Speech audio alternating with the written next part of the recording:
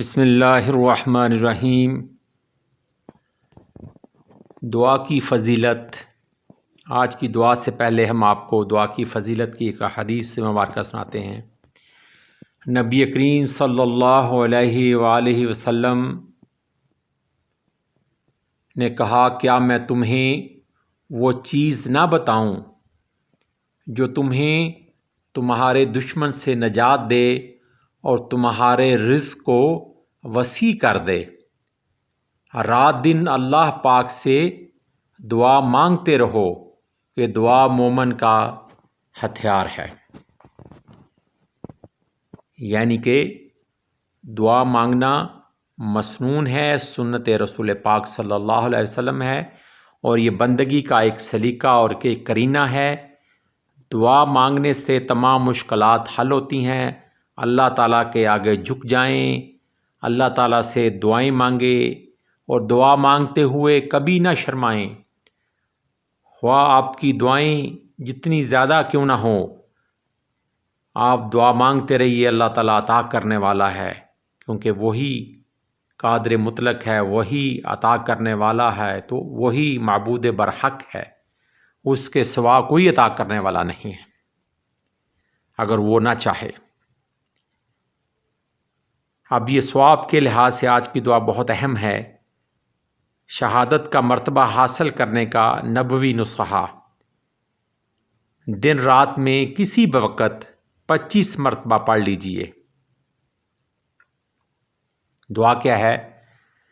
اللہم بارک لی فی الموت وفی ما بعد الموت۔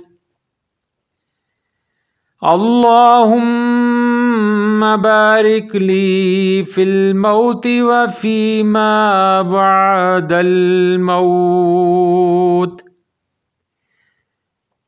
اللہم بارک لی فی الموت وفی ما بعد الموت۔ ترجمہ: اے اللہ، مجھے موت میں برکت عطا فرما، اور موت کے بعد جو ہونا ہے اس میں برکت عطا فرما۔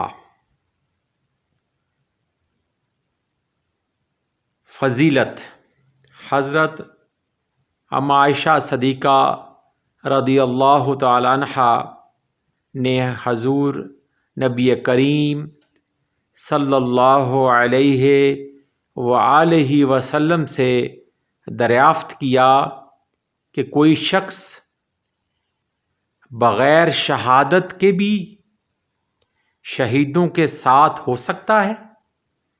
یعنی کہ کوئی شخص بغیر شہادت کے، اس نے میدان جنگ میں نہیں گیا، لیکن اس کے بغیر بھی وہ شہیدوں کے ساتھ ہو سکتا ہے؟